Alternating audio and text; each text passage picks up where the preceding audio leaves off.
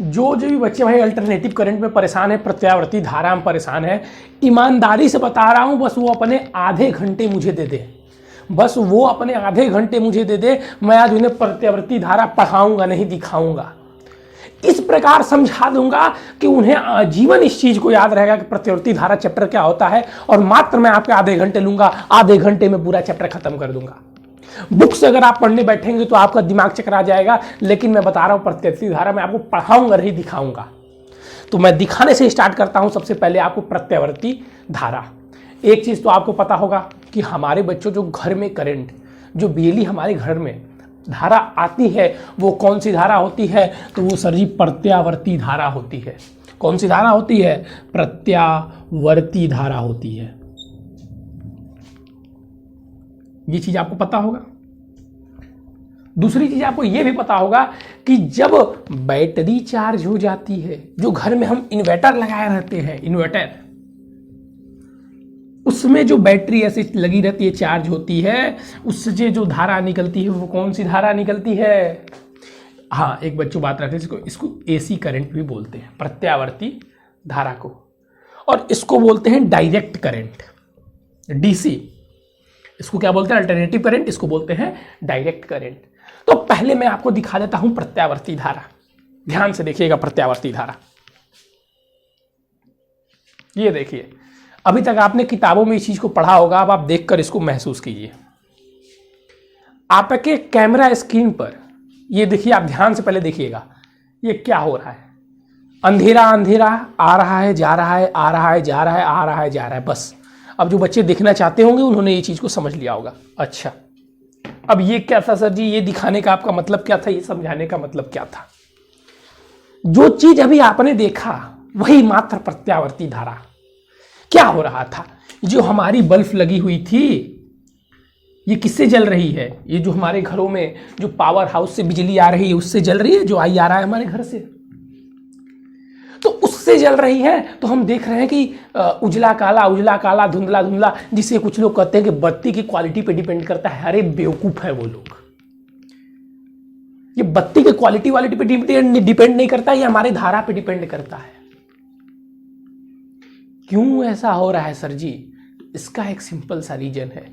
ये आपकी जो प्रत्यावर्ती धारा है, इसका मतलब ही यही होता है कि आधा फेज में जलती है और आधे फेज में बंद होती है, रिपीट होती है शून्य से लेके। जैसे अगर ये 100 से स्टार्ट होती है, 10 से स्टार्ट होती है, तो 0 जाएगी और फिर 0 से 10 जाएगी। ये पूरा एक सर्कल करती है, पूरा ये एक सर्कल करती है। अब आप सोचेंगे कि हम जो अभी आपको लाइट दिखाए हैं, ये कमरे में लाइट लगी रहती है सर जी, जब ये धारा 0 से 10 होता है और 10 से 0 होता है, यानी कि जब घटता बढ़ता है, तब हमें ये बत्ती जलती और बुझती क्यों नहीं दिखाई देती है? जो चीज़ अभी आपने कैमरे पे दिखाया, तो ये हमारी आँख की दृष्टिबद्धता के कारण हमारी नज़रें उतनी फोकस नहीं कर सकती, इसकी उतनी क्षमता नहीं है कि उतने जल्दी जल्दी होने वाले उस चीज़ को देख सके। बच्चों नहीं देख सकती। कैमरे में भी आप क्या पूरी तरीके से बत्ती बुझता हुआ देख पा रहे हैं? नहीं देख पा रहे हैं। क्यों? क्योंकि आपके कैमरे के भी, हमारे कैमरे के भी दृष्टिबद्धता उतनी नहीं है कि उस चीज को दिखाए, क्योंकि वो 1 सेकंड में 50 बार जलती है और 50 बार बुझती है। अब प्रत्यावर्ती धारा, आपको इतना ही चीजें समझ में आनी चाहिए जो अभी हमने समझाया, और ये होता है डायरेक्ट करंट। अब दोनों में मैं अंतर समझाऊंगा। पहले जो चीज मैंने आपको अभी तक समझाया, बल्ब वाला एग्जांपल देखे, उसको एक बार अपने विचार से सोचिए।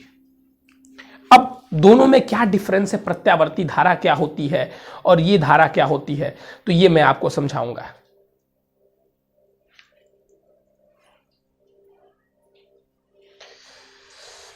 अब देखिएगा ध्यान से। अब प्रत्यावर्ती धारा के डिफिनीशन पे देखिए, मैं ज्यादा बच्चों को लेंदी नहीं पढ़ाता हूं, मैं ज्यादा लेंदी नहीं पढ़ाता हूं, उतनी चीजें पढ़ाता हूं जितनी चीजें आप पढ़ सकें। ध्यान दीजिएगा, प्रत्यावर्ती धारा क्या होता है। डिफिनीशन लिखना हो तो क्या लिखेंगे?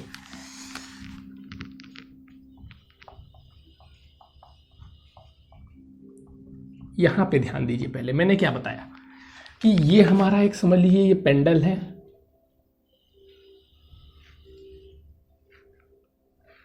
ये रोटेट ऐसे करता रह रहा है, ठीक है, ये ऐसे घूमता रह रहा है। ये ऐसे घूमता रह रहा है, इसको सपोज कर लेना है। तो मैंने क्या बताया, ये 10 पे था, 10 से 0 पे जाएगा, फिर 0 से 10 पे आएगा। तो ये क्या सर जी, कैसे आप ये चीज बता रहे हैं, ध्यान दीजिएगा। और फिर ये देखिए आधे में क्या हुआ, ये आधे में 10 से या 0 से 10 आया, फिर यहां पे 10 से 0 गया, पूरा एक चक्कर हुआ। ये आधे में 0 से 10 पर आया, फिर आधे में 10 से 0 पे गया। ये पूरा एक चक्कर कंप्लीट किया, जिसमें एक बार वो हाई पे हो गया और एक बार फिर डीम पे चला गया। इसी चीज को हम प्रत्यावर्ती धारा में पढ़ते हैं।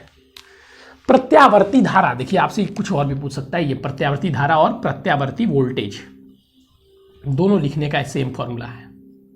वोल्टेज भी पूछता है, प्रत्यावर्ती धारा और प्रत्यावर्ती वोल्टेज। बच्चों अब ये प्रत्यावर्ती वोल्टेज क्या होता है, तो जो प्रत्यावर्ती धारा होता है सेम वही चीज प्रत्यावर्ती वोल्टेज भी होता है। क्या होता है प्रत्यावर्ती धारा और वोल्टेज, ध्यान से सुनिए परिभाषा को, कि जब कोई धारा, ठीक है, जब प्रत्यावर्ती धारा की जगह हम क्या बोलेंगे, जब कोई धारा, या बोल सकते हैं हम ऐसी धारा जिसका परिमाण एवं दिशा, पहले तो हम क्या बोलना है, परिमाण एवं दिशा समय के साथ बदलता है। मतलब ये 0 से स्टार्ट कर रहा है, तो यहां पे कहीं 1 होगा, यहां पे कहीं 2 होगा, यहां पे कहीं 3, 4, 5, 6, 7, 8, मतलब जिसकी परिमाण और दिशा भी ये क्या होती जा रही है, चेंज होती जा रही है। तो जिसका परिमाण एवं दिशा समय के साथ बदलता है, तो प्रत्यावर्ती क्या धारा क्या होती है, वे धारा जिसका परिमाण एवं दिशा समय के साथ बदलता है।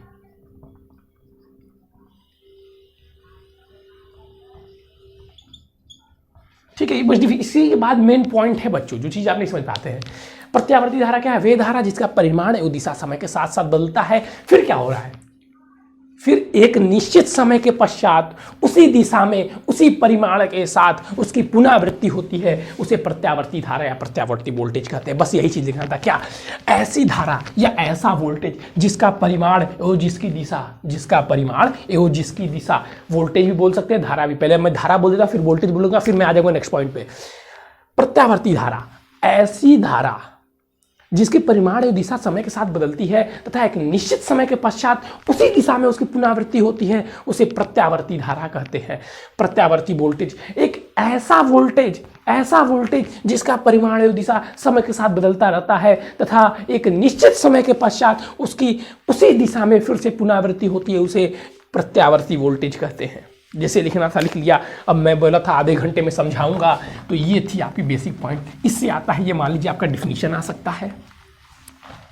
कुछ बच्चे बोलेंगे सर जी डीसी आपको नहीं पढ़ना है, आपके सिलेबस में डीसी नहीं है। वो मैंने आपको एक एग्जांपल दे दिया कि एसी डीसी में आप डिफरेंट समझ सकें। डीसी में यह प्रत्यावर्ती धारा जो हो रही है, डीसी में ऐसा नहीं होता है। डीसी में करंट हमेशा आती रहती है, 0 से हाई, हाई से 0 नहीं होता है उसमें। अच्छा, अब क्या सर जी, अब बताइए अब क्या पढ़ाएंगे आप। अब मैं जो पढ़ाने वाला हूं, इससे पहले आपको 2 चीजें आनी चाहिए। पहला, औसत धारा,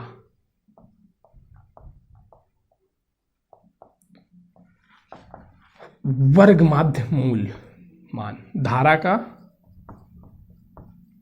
वर्ग माध्य मूल मान। बुक में आप देखेंगे ये ऐसे ऐसे समझाया, कुछ नहीं आता है पेपर में, नहीं आता है पेपर में यार, मैं बता रहा हूं नहीं आता है पेपर में। जो चीज आ रहा है मैं वो आपको बता रहा हूं। अब औसत धारा, अब पहले आप ये समझिए, अगर हम औसत धारा निकालें तो ये क्या, यहां से यहां 10 हुआ, फिर 10 से तो 0 हो गया, तो ये तो औसत तो हमारा 0 आ जाएगा। कुछ हुआ ही नहीं इसमें, तो कुछ हुआ ही नहीं, तो औसत कैसे निकाले। इसीलिए इसका औसत अर्ध निकालते हैं, अर्ध कुंडली का निकालते हैं। क्या समझ में आया, फिर से मैं बता रहा हूं। औसत किसका निकालते हैं हम लोग, अर्ध का निकालते हैं। माध्य कह सकते हैं, या औसत मान किसका निकालते हैं, प्रत्यावर्ती धारा के माध्य मान 0 होता है, औसत मान क्या होता है, 0 होता है। इसको आप ध्यान रखिएगा। औसत मान क्या होता है, यहां पे लिख देता हूं। ये हम जो निकालते हैं, क्या निकालते हैं, अर्ध साइकिल का निकालते हैं। यहां पे मैं लिख देता हूं अर्ध साइकिल का। चूंकि यहां पर मैं लिख देता हूं पूर्ण साइकिल का औसत मान 0 होता है।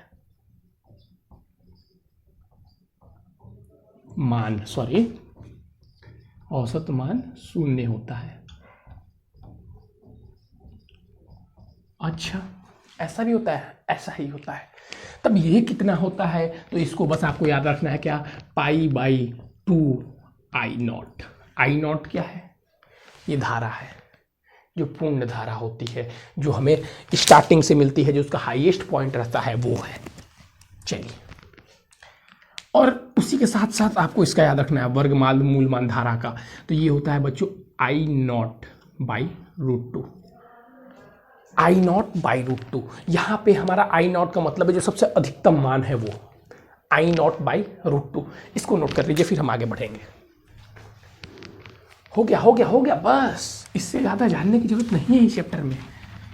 अभी देखिए, अब जो मेन आप कंफ्यूजन रहते हैं ना, ये RI के बीच ग्राफ, IC के बीच ग्राफ, उसको मैं यूं समझा दूंगा आपको।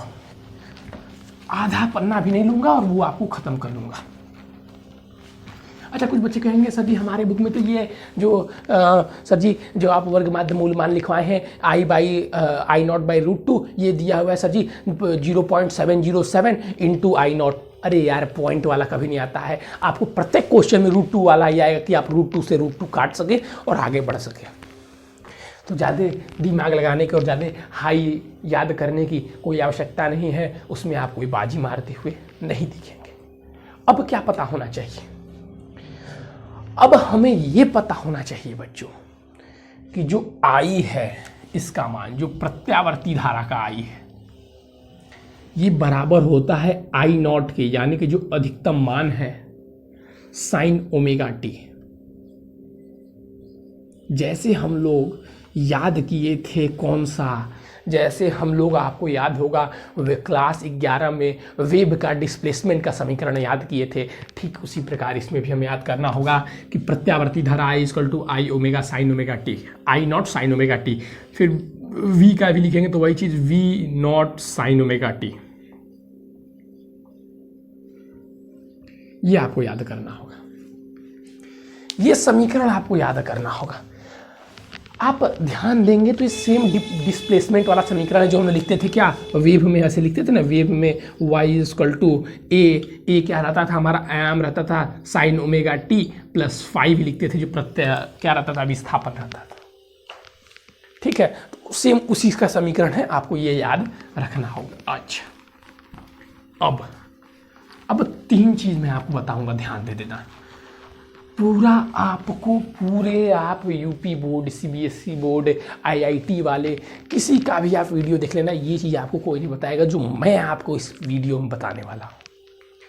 अब आपका क्या एक प्रश्न आता है बच्चा लोग, ध्यान दिए होंगे अगर आप लोग, तो एक प्रश्न आता है हमारा कि I व R जब परिपथ में केवल जब परिपथ में केवल प्रतिरोध लगा हो, तब इसकी धारा व इसका विभवांतर क्या होगा? विभवांतर के बीच कलांतर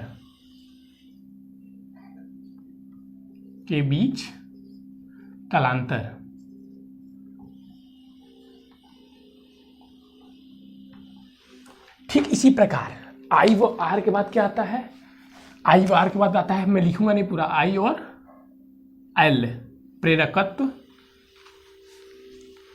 और फिर इसके बाद आता है C, तो उसका मैं अलग से कर दूंगा। अब पहले ये आप देखिए, इसको इरेज कर देता हूँ, यहीं पे समझा दूंगा आपको तीनों लिख के, ब्रैकेट बनाने की कोई आवश्यकता ही नहीं है। देखिए बच्चों, अब आपको एक चीज़ ध्यान रखना होगा, क्या हम ग्राफ देखते हैं, ग्राफ ऐसे 2 एक्सिस होते हैं, X एक्सिस, Y एक्सिस और X एक्सिस।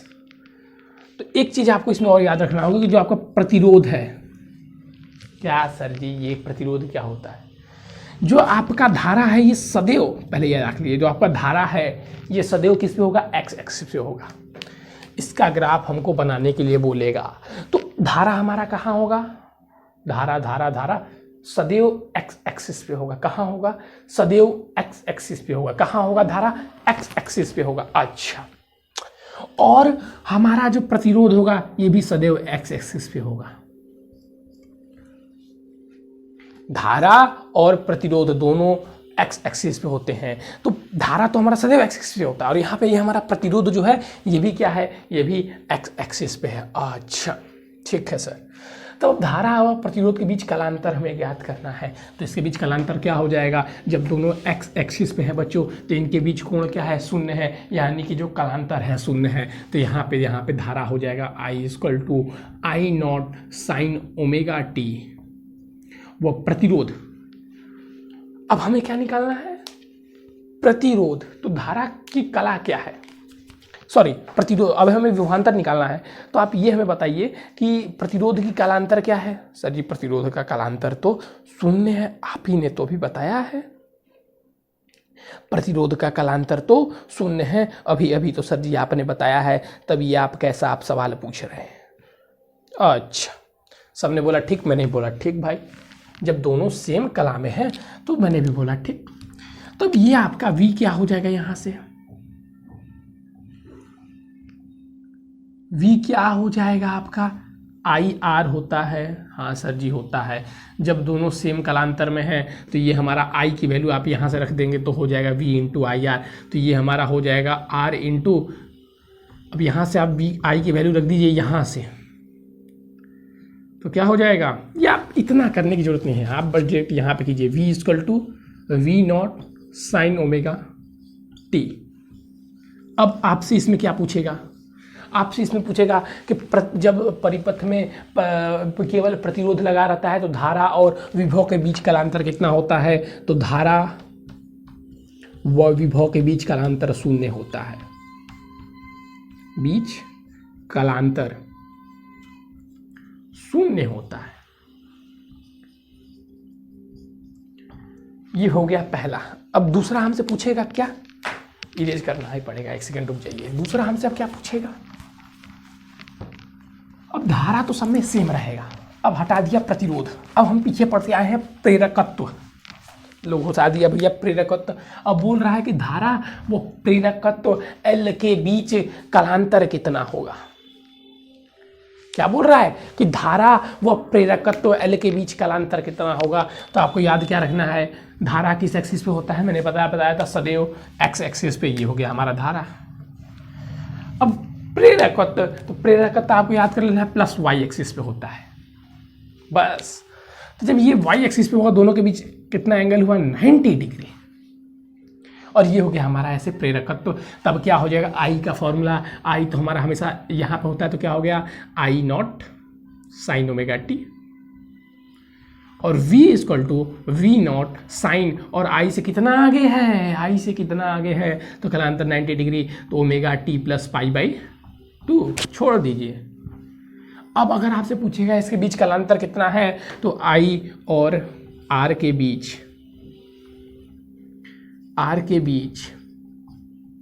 कालांतर 90 अंश। इतनी इजी वे से आपको कोई नहीं बताएगा। कैसे हम याद कर सकते हैं? प्रेरकत्व सिंबल क्या होता है? L ऊपर की ओर है, ये खुद बना रहा है 90 डिग्री, तो धारा हमेशा कैसे होता है? एक्स एक्सिस पे होता है, तो ये I हो गया और ये हमारा L हो गया। तो कितना अंश का एंगल बना? 90 डिग्री। तो मतलब इसमें विभव प्रेरकत्व, जब परिपथ में केवल प्रेरकत्व लगा हो तो विभव धारा से 90 अंश अग्रगामी होता है। ये आगे है ना, 90 अंश आगे है तो अग्रगामी बोलेंगे। या ऐसे ही बोल सकते हैं कि जो विभव है, जो धारा है, विभव से 90 अंश पश्चिमगामी होगा। समझ आया? ये धारा क्या है? ये विभव क्या है? धारा से 90 अंश अग्रगामी है, जुड़ रहा है मतलब अग्रगामी है। और जब विभव यहाँ पे ले लिए तो इसको लिख सकते हैं धारा विभव से 90 अंश पश्चिमगामी है। दोनों सेम चीजें होती हैं, दोनों सेम चीजें होती हैं। अच्छा, ये तो खुद L बन रहा है ना, प्रेरकत्व L बनाते हैं तो ये खुद बन रहा है 90 डिग्री। ठीक है। अब सर, अब एक तीसरा आता है, बस बताऊंगा सारी चीजें अभी आपको बताऊंगा धीमे धीमे। बस नोट करते जाइए अपने कॉपी में। इस चैप्टर से मेरे नोट्स के अलावा कुछ मत पढ़ के जाना, इससे बाहर से कुछ नहीं आएगा। ये लो भाई, अब हम ला देते हैं क्या? अब यहाँ पे C घुसा दीजिए। अभी आपने पढ़ा था क्या C होता है? सर जी अभी संधारित्र आपने कुछ ऐसा पढ़ा था? हाँ सर जी पढ़ा था। बस बस बस बस बस। तो ये कुछ नहीं होता है, ये भी हम बनाएंगे पहले क्या, एक्स एक्सिस वाई एक्सिस। अच्छा सर जी एक्स एक्सिस तो आपने बताया सदैव धारा होता है, लगा दो भाई धारा। अब बचा क्या, वाई एक्सिस। तो सर जी वाई एक्सिस पे तो प्रेरकत्व होता है। मैंने सबने बोला ठीक, मैंने बोला ठीक, हाँ भाई प्रेरकत्व होता है।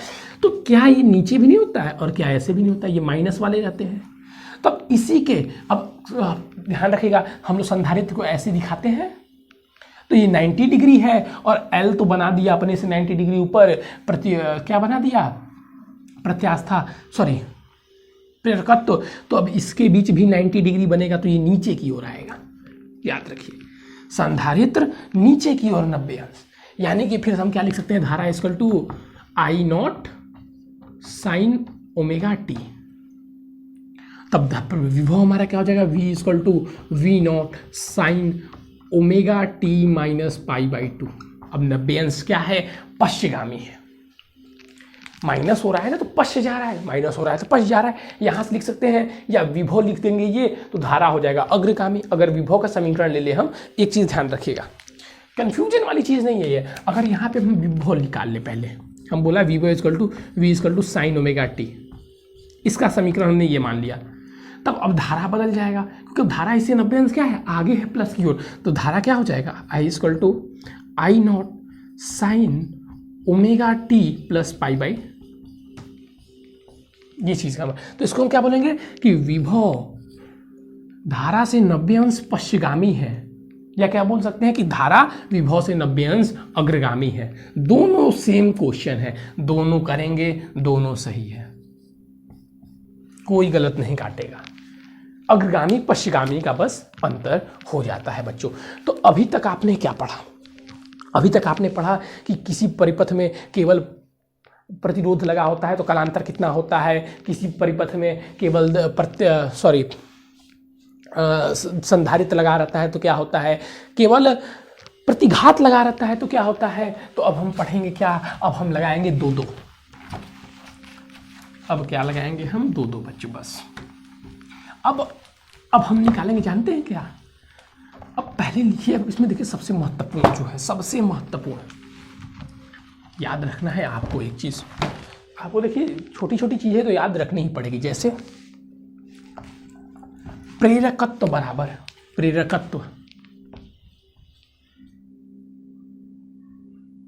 प्रेरकत्व को हम लोग L से डिफाइन करते हैं और L इक्वल टू होता है। और यहाँ प्रेरकत्व को हम लोग किसे डिफाइन करते हैं बच्चों, XL से। और XL इक्वल टू क्या होता है, L ओमेगा। XL इसको प्रतिघात बोलते, पता होगा आपको। XL इक्वल टू क्या होता है, L ओमेगा। अब ओमेगा क्या होता है sir ji, omega omega omega कौन बताएगा, जो बताएगा उसकल to F equal to pi by 2। हम कुछ ऐसे पढ़े थे कि T equal to pi by 2 omega, कुछ ऐसे पढ़े थे कि नहीं पढ़े थे। T क्या होता है, टाइम पीरियड, ये T equal to pi by 2 omega. यह हमने पढ़ा था कि F इक्वल टू यानी कि फ्रीक्वेंसी, फ्रीक्वेंसी को हिंदी में क्या बोलते हैं, कौन बताएगा, बता सकते हैं, आवृत्ति। दोनों चीजें आपको पता होनी चाहिए। आवृत्ति, आवृत्ति क्या होता है, 1/t टाइम पीरियड, मतलब आवर्तकाल। तो इसको हम रख देंगे, क्या हो जाएगा, F equal to omega by 2 pi. तो यहाँ से हम लिख सकते हैं ओमेगा इक्वल टू F2 पाई। ये नोट कर लीजिएगा, ये भी आपके लिए इंपॉर्टेंट है। अच्छा, तो ये होता है सर जी हमारा क्या, XL equal to LW। Okay, ठीक इसी प्रकार प्रतिघात, सॉरी संधारित्र में धारिता इक्वल टू, धारिता इक्वल टू क्या होता है, इसको हम लोग दिखाते हैं इसमें XC से। अच्छा, और ये क्या हो जाएगा, 1/ωc, 1/ωc। फिर ओमेगा की जगह आप यही वैल्यू रख सकते हैं, 1 ओमेगा इक्वल टू F/2 पाई। ये होता है, ये चीजें आपको पता होनी चाहिए। अच्छा ठीक है सर, ये चीजें हमें पता रहेंगी। अब पहले क्या बोल रहा था, पहले एक परिपथ में एक ही चीज लगा रहा था। ध्यान से सुनिएगा मैं क्या बोल रहा हूं, पहले एक परिपथ में एक ही चीज लगा रहा था, या तो बस कैपेसिटर लगा दे रहा था यानी कि संधारित्र लगा दे रहा था, या तो केवल प्रतिरोध लगा दे रहा था, या तो केवल बस मतलब दो चीज लगा रहा था। मैं सही बोल रहा हूं, बस 2 ही चीज लगा रहा था। अच्छा, बात तो सही है सर, बस दो ही चीज़ लगा ही रहा था। अब अगर परिपथ में बोल दिया, अब देखिए परिपथ में क्या बोलता है। पहले तो यहाँ पे देख लीजिए कि हम इसको क्या लिख सकते हैं। अब यहाँ से W आप रख के वैल्यू निकाल लीजिए, तो LF 2 पाई, या F क्या है आवृत्ति, और 2 पाई। क्वेश्चन ऐसा देता है कि आपका 2 पाई कट जाएगा, याद रखिएगा, घबराने की कोई इसलिए आवश्यकता नहीं है। 1/2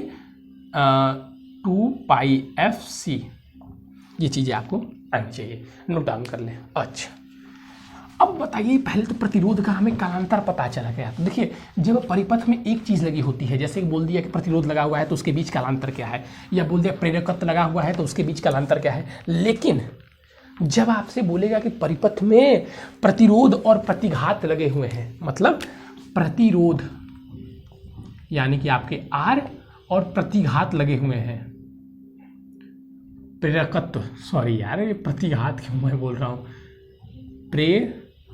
प्रेरकत्व मतलब L लगा हुआ है, तो प्रेरकत्व मतलब L नहीं XL होता है, ठीक है, लगा हुआ है।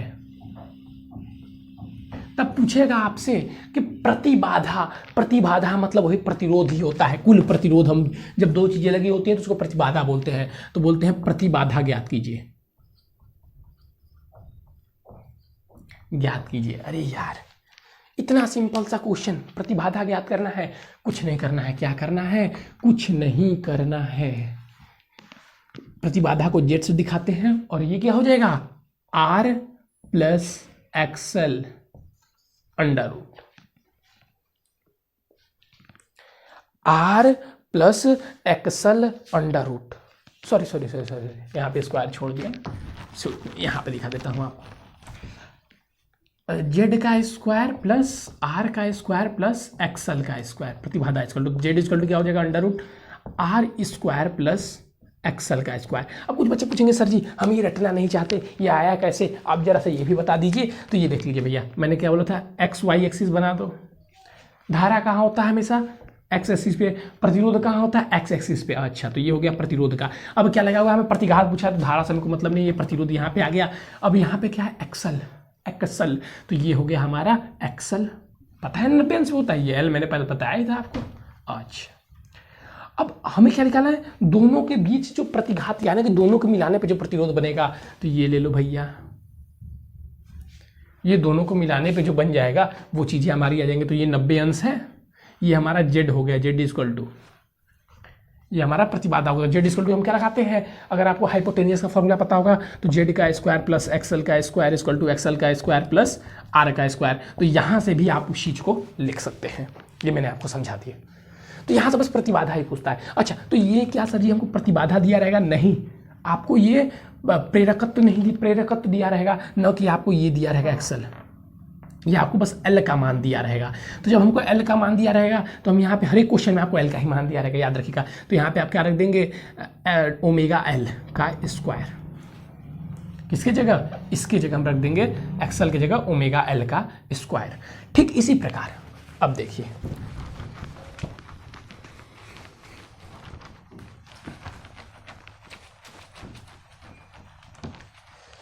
अब ठीक इसी प्रकार क्या हो जाएगा, अगर परिपथ में बोल दिया, अब आपके संधारिता, धारित दिया हुआ है, धारिता यानी कि C दिया हुआ है, तब क्या हो जाएगा, तब फिर आपका प्रेरकत्व तो प्रतिघात हो जाएगा, Z square equal to R का स्क्वायर प्लस XC का स्क्वायर। तो Z square equal to under root X का, सॉरी यहाँ माइनस होता है क्योंकि नीचे होता है ना 90 अंश, ऋणात्मक दिशा में चला गया ना, माइनस XC का स्क्वायर।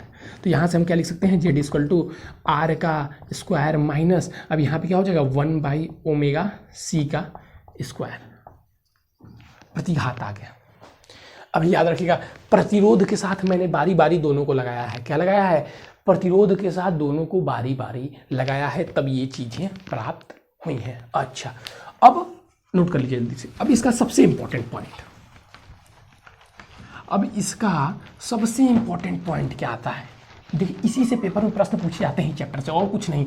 जितनी फॉर्मूला मैं आपको बता रहा हूँ उस पर मैं एक क्वेश्चन आपको दे दूंगा, आप कर लीजिएगा, चीज़ें आपकी सॉल्व हो जाएंगी। आप बोलेंगे तो मैं खुद ही क्वेश्चन करवा दूंगा। अच्छा, अब आता है कि जब परिपथ में L यानी कि प्रेरकत्व और संधारित C लगे हों, तो याद रखिएगा जब भी परिपथ में L और C लगे रहेंगे या LCR तीनों लगे रहेंगे।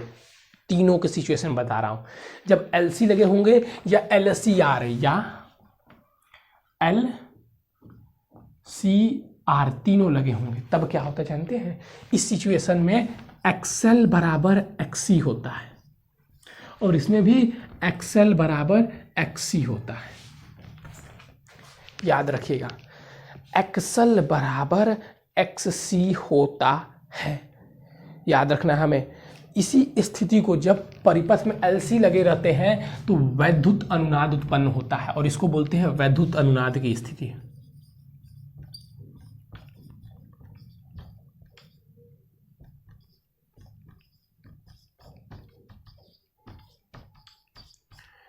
और पूछता है कि वैद्युत अनुनाद की स्थिति में आवृत्ति ज्ञात कीजिए।